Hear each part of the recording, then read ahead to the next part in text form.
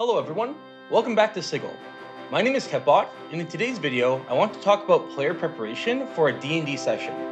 There are lots of videos out there for preparation for Dungeon Masters, but there aren't a ton of videos out there on the topic of player preparation for game sessions. I feel like this is an underrated aspect of play, and leads to a common misconception that it is only the job of the Dungeon Masters to carry the burden of preparing for each session, with the players just showing up to play in whatever the Dungeon Master has prepared. In this video, I'm going to dispel that misconception, explain how player preparation can make the game sessions more enjoyable for everyone, and provide my 5 steps of player preparation with a couple of bonus tips included at the end. With that said, we've got a lot to cover today, so let's get right on into it. Now, as I said in the introduction, there's not a lot of information out there about player preparation for D&D sessions, but lots of information about Dungeon Master preparation, and so this leads to the misconception that players feel that they don't need to prepare for any given session, and that it's only the burden of the Dungeon Master to prepare for a session. But I disagree with this on 2 points. Firstly, I disagree with the fact that the Dungeon Master technically needs to prepare anything to run a session. Theoretically, I could run a session with absolutely nothing prepared and base the entire session on randomly rolling on tables for locations, NPCs, monsters, encounters, treasure, magic items, and improvise everything else on the spot. If I were to do this, I'm sure that the session would be fine, and I'm sure that everyone would still have fun, but it wouldn't be nearly as fun as sessions that I run with at least some preparation done.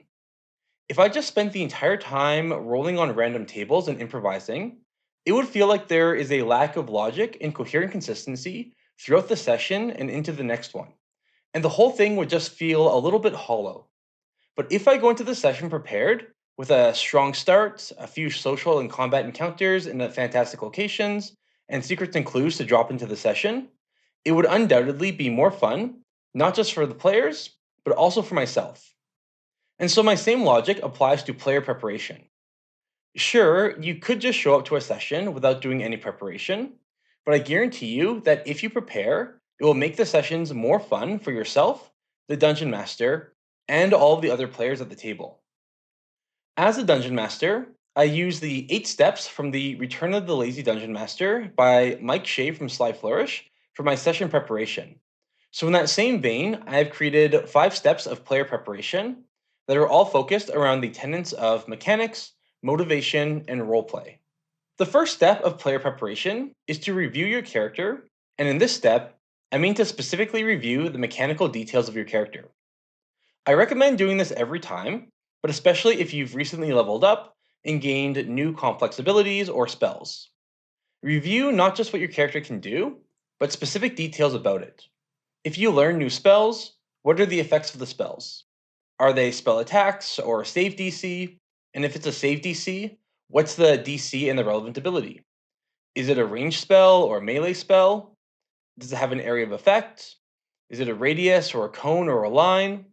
What happens if you upcast the spell? Or maybe you gained a channel divinity. What does it do? Is it an action, a bonus action, or a reaction? How many times do you get to use it? Do you get those uses back on a short rest or a long rest?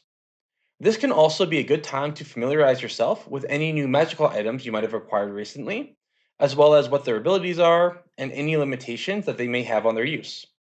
If you have space to include these mechanical details on your character sheet or somewhere else convenient in your notes, it will help to speed up gameplay because you will know mechanically exactly what your character can or can't do.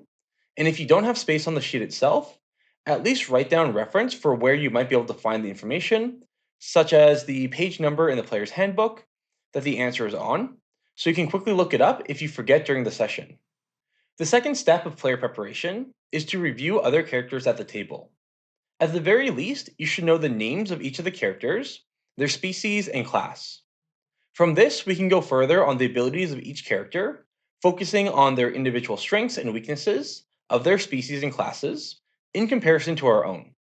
For instance, let's say that we're playing a half-orc barbarian and someone in the party is playing a halfling rogue. We know that we are good at intimidation and brute force solutions to our problems, but it's helpful in reviewing other characters to realize that another party member is good at sneaking around and infiltrating situations. So during the game, if we come across a situation where the best approach is likely to sneak in somewhere, from reviewing my character, I know that I wouldn't be good at this, and I also know what party member might be good at this. So I could suggest, either in character or out of character, that the halfling rogue do it. This is important if you have players at the table who tend to be more shy or introverted, especially when they might be a new player who is playing at a table of veteran players and doesn't feel confident in speaking up or putting themselves forward. Maybe the halfling rogue player doesn't realize that they would be perfect for the situation, or maybe they realize it, but they don't have confidence in putting themselves forward to suggest it. Regardless, reviewing the other characters and what they're good at can help you to get more players engaged throughout all parts of the session, and this helps to give everyone at least one chance each session to show off a cool ability or skill that they have. Not only is this more fun for the other players at the table, but it usually creates a cool moment in the game that becomes memorable for everyone. If you notice that a player hasn't really spoken up during a game session, make note of that and check your notes where you reviewed the characters to start thinking of ways that you might be able to get them engaged in the session somehow. Also, when reviewing other characters, consider your character in relation to them. What do you know about their backstories, their goals, or their motivations? What drives the other characters to do what they do, and what they're trying to achieve? Why? And how might your character relate to these goals? Maybe you really want to help the fighter avenge the death of her parents at the hands of the cult of Ayuz, but you're hesitant to help the warlock with obtaining an Ayun stone because you're not sure about their fiendish patron.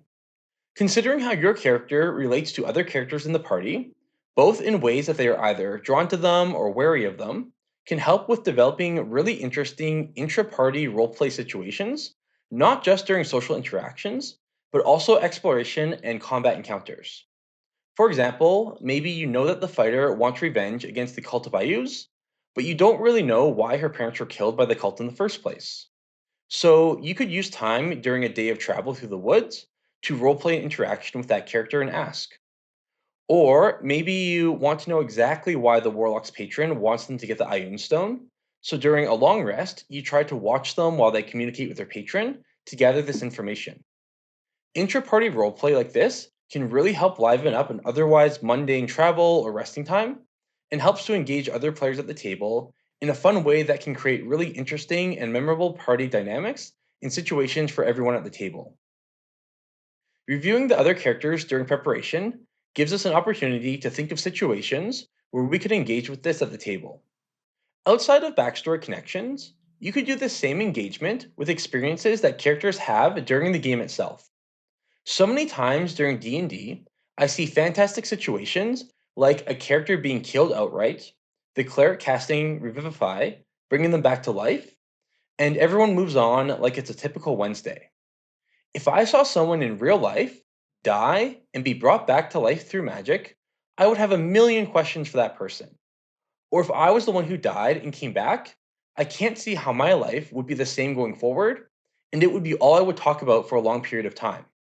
Fantastic situations like this happen all of the time in D&D, situations that players usually just brush off as standard game mechanics, but are fertile grounds for intra-party roleplay and character growth. The third step of player preparation is to review the previous session. If you take notes, and I highly recommend that everyone take notes during a session, you can review your notes and everything that happened last time. This is also a good opportunity to make note of anything that you might want to ask or clarify during the recap. I always start my D&D sessions with having a player or two recap what happened during the last session. So while you're reviewing your notes, you can make note of anything that you might have forgotten and didn't write down. For instance, maybe you wrote down that the king has tasked the party to track down and kill some goblin bandits, but you forgot to write down the name of the king. So you could make note of that and ask during the recap.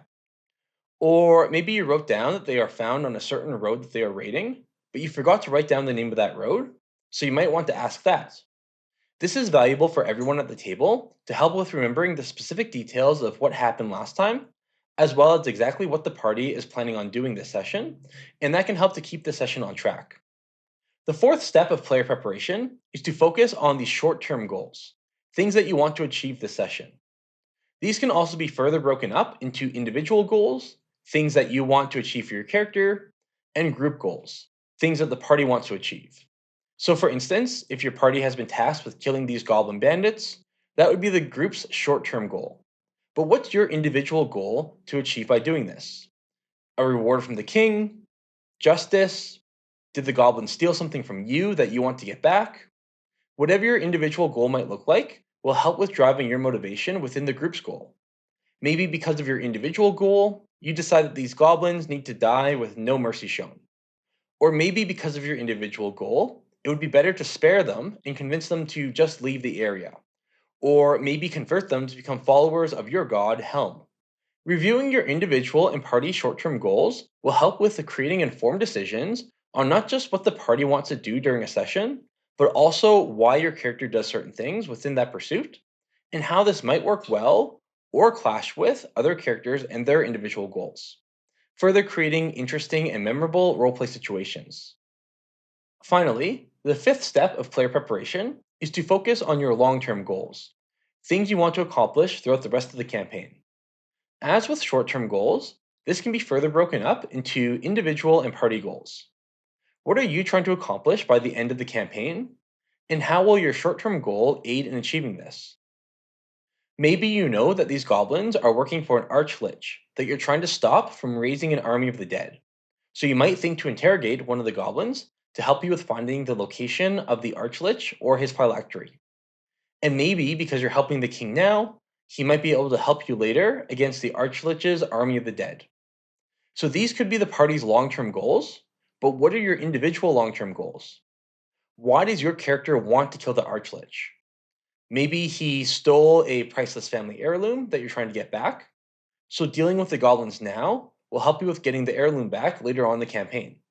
Finally, I want to end this video with two bonus tips, not tips regarding player preparation, but tips for playing during the session itself on how to become a better player at the table. The first tip is to only ever ask a question once. There's nothing wrong with asking questions at the table to the other players or the dungeon master, but every question you ask shifts extra burden of work onto the players that already need to focus on their own character and the dungeon master who's focusing on everything else. Stopping a roleplay or combat to ask a question for other people to look up can really slow things down at the table and suck the excitement out of the moment. But this doesn't mean that you should never ask questions ever, especially if it's a simple question like, what does this spell do? Or is this ability an action or a bonus action? However, if you ever find yourself asking a question at the table, the key tip is to write down the answer so you never have to ask it again. If it's a very long answer to a question and you don't have space to write it down, write down the page number to the book where you can find it so you can look it up again in the future. Now, ideally, if you follow the steps of player preparation, specifically the first one on reviewing your character, this will reduce or eliminate the questions that you have to raise during sessions in the first place. But in the event that you do have a question, only ask it once. The second bonus tip is to help other players around the table, especially when they have questions that cannot be easily answered by the dungeon master. I'm going to give two examples here of questions that I get asked multiple times every session by players that I literally have no good way to answer. The first being when I tell a player to roll a die, say roll a d8, and the player says, which one is that? I have no idea how to answer this other than to say, it's the one with 8 sides. A very unhelpful answer. The other question that I get is, where is this on my character sheet? For instance, they'll say, where is my spell attack bonus? And I can kind of say it's in the middle, sort of near the bottom. Again, a very unhelpful answer. The problem with both of these questions is that I can't physically point to the d8 or the spell attack bonus because my gaming table is 8 feet long and I'm so far away, and there's no good way to verbally answer the question. So, if you're a player sitting next to another player and they're struggling with questions like these, do everyone a favor and physically help them. If you see the d8, grab it and hand it to them. If you see their spell attack bonus directly on their character sheet, point directly to it. Nothing sucks the excitement out of a barbarian's critical hit more than the barbarian spending a minute trying to find the d12, so helping other players speed this up keeps the entire game exciting and more fun for everyone at the table. And so, these are my 5 steps of player preparation to be used not just for D&D, but any tabletop role-playing game. Those steps are to review your character, review other characters, review the previous session, consider your short-term goals, and consider your long-term goals. Following these steps of player preparation will help you get more out of your character mechanics, motivations, and roleplay, increasing the fun not just for yourself, but for everyone else at the table. Don't forget the bonus tips of asking a question only once and helping other players around the table to help with speeding up the gameplay and keeping up the fun and excitement during each session. Let me know what you think about these steps of player preparation and bonus tips, and if you have any other ideas for things that players can do to prepare for a session or to help out around the table in those comments down below. Thank you so much for watching. My name is Kevbot. Now get out there and make your next game session a memorable one.